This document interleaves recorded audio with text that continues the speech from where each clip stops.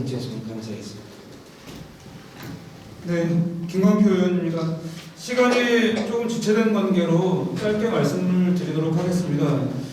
앞서 지방세 조세연구원의 김필원 박사님과 그리고 이두용 대표님 그리고 최명성 목사님께서 여러 가지 말씀을 해주셨기 때문에 이 시멘트 지역자원세의 과세 타당성이나 그리고 시멘트 회사들이 지역사회에 미치고 있는 악영향 등은 충분히 이 자리에 계신 프론트 계신 우리 시민분들께서 공감하시리라고 생각을 하고요. 저는 몇 가지만 좀 제 입장에서 말씀을 드리도록 하겠습니다.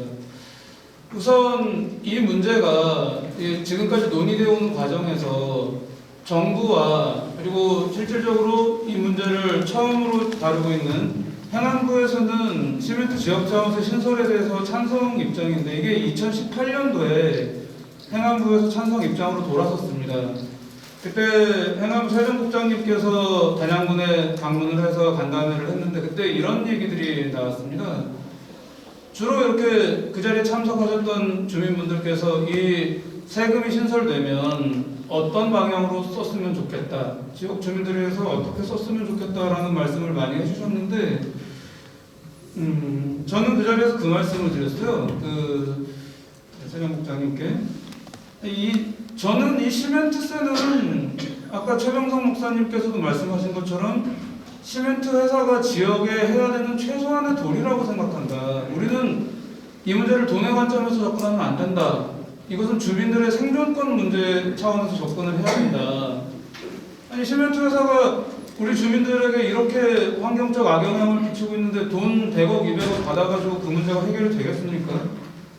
이 문제는 이렇게 접근하면 안 된다고 생각을 하고요. 그럼에도 불구하고 시멘트세를 신설해달라고 외치고 있는 이유는 이 문제가 더 큰 방향으로 나가기 위한 첫 걸음이기 때문입니다.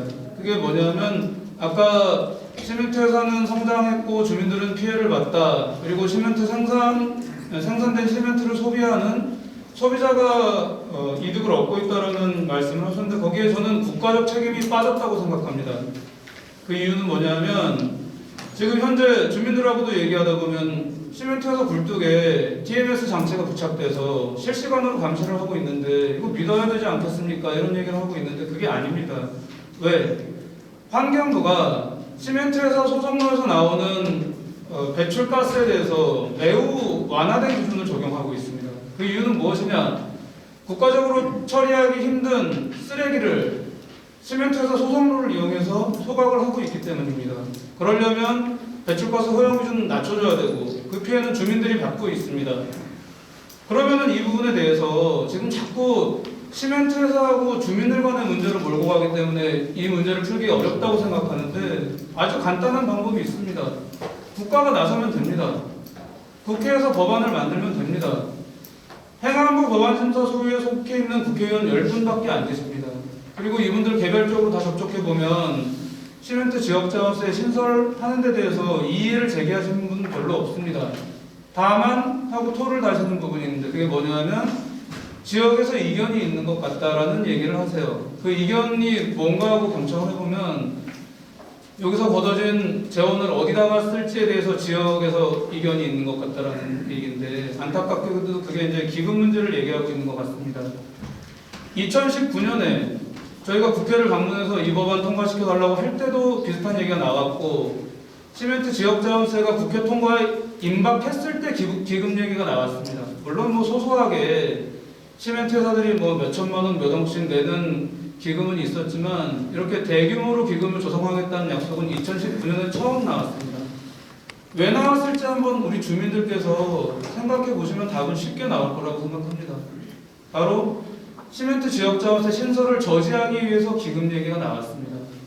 그럼에도 불구하고 저희 공동대책위원회에서 아까 회의를 하면서 이런 대전제에 대해서 동의를 했습니다. 우리는 기금을 내는 것을 반대하지 않겠다. 시멘트 회사가 내겠다고 하면은 받아서 쓰면 되니까. 대신 이 시멘트 지역자원세를 저지하기 위한 수단으로 기금이 활용되면 안 된다라는 대전제를 말씀드리고 싶고요. 지금 할 얘기 너무 많은데. 그리고 저는 여기서 이 문제를 지역 내에서 이 문제와 관련해서 일어나고 있는 여러 가지 여론들을 이렇게 보면서 참 우리가 개구리 같다라는 생각을 합니다. 개구리가 서서히 온도가 높아지는 물속에서 뛰쳐나오지 못하는 것처럼 지난 60년 동안 우리는 시멘트 회사로부터 엄청나게 막대한 피해를 입고 있음에도 불구하고 계속 그렇게 살아왔기 때문에 지금 저희의 정당한 권리를 주장하지 못하고 있는 것 같습니다. 만약에 청정 단양에 지금 당장 저렇게 성신, 한일, 현대시멘트 같은 공장들이 들어온다고 하면 주민 여러분들 가만히 계시겠습니까? 그 심각성이 여러분들 다 알고 계시는데 가만히 계시겠습니까? 그런데 우리는 지난 60년 동안 그 피해를 입고서도 지금 제대로 된 저희의 권리조차 주장을 못하고 있는 현실이 너무나 안타깝고요. 이 문제에 대해서 조금 더 주민 여러분들께서 각성하고 나서셨으면 좋겠습니다.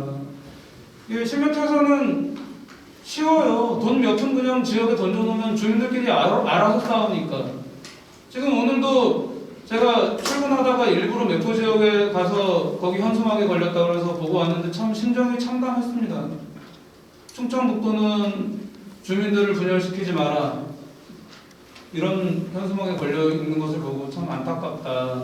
왜 이 문제에 대해서 우리가 이 정도로밖에 대응을 못하나 이런 생각이 들었고요. 이 문제는 국가의 책임입니다. 국가가 나서서 제대로 법률화해서 해결해 줘야 되고 그것이 앞으로 발생되는 문제들 시멘트 회사 소속로에서 태워지고 있는 쓰레기는 매년 증가하고 있습니다. 그리고 법적인 테두리 안에서 쓰레기 태워지고 있다고 하지만 제가 단양군에서 제출받은 자료를 보면 1년에 수십 건씩 이 수치를 위반하고 있습니다. 시멘트 회사들이. 그 피해는 바로 여러분들께 가는 것입니다. 그 문제를 해결하기 위해서 첫 단추가 바로 시멘트 지역장세 신설이라고 생각하고 이 문제에 대해서 지역에서 자꾸 여러 가지 의견들 이 문제 얘기하면은 처음에는 야 이거 지방재정법 통과돼야 우리한테 제대로 오는 거 아니냐.